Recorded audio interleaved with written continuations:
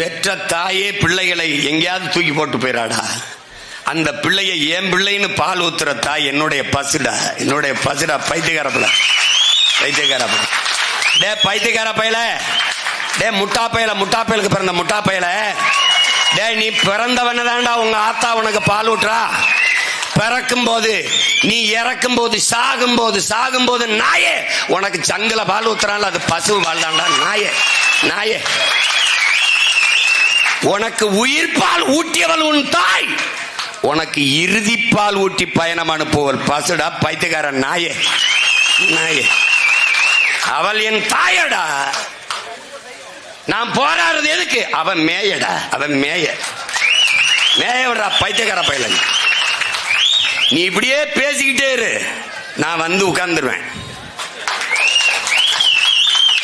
அப்புறம் நீ என்ன பண்ணுவ? முன்னாடி உட்காந்து கை தட்டிட்டு இருப்ப. நாய முன்னாடி உட்காந்து கை தட்டிட்டு இருப்ப. பைத்தியக்காரன் இவன் இங்க பகுத்தறிவிலேயே தீய வச்சு கொளுத்த கருமம். கல்லு இறக்கிட்டாங்க, கல்லு இது எப்படியா?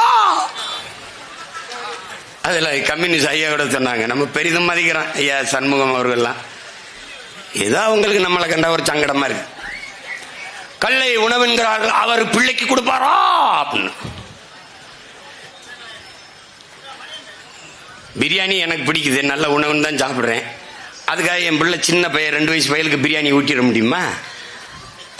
அந்தந்த வயதுல எது எது மருந்து, கல் உணவு அது மருந்துன்னு சொல்லுது. இந்த பாருங்க, தள்ளுபா தள்ளுபா, இந்த பாரா பதார்த்த குண சிந்தாமணி என்கிற பழைய மருத்துவ நூல், அதுல தேரையர் எனும் சித்தரால் இயற்றப்பட்டது. இதில் உண்ணும் பொருட்கள் பற்றிய மருத்துவ குணங்கள் முழுமையாக விவரிக்கிறது.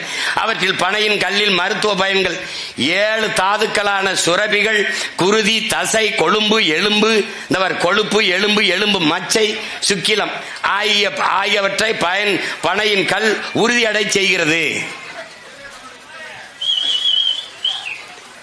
இது மாதிரி பிராண்டி குடித்தால் இது குணமாகும், விஸ்கி குடித்தால் இது நலமாகும், ரம் குடித்தால் இது கும்முனாகும், ஜின்னு குடித்தால் இது கிண்ணுனாகும். எப்படியா சொல்லட பைத்தியக்காரன் நாயே, பைத்தியக்காரன் நாயே நாய்.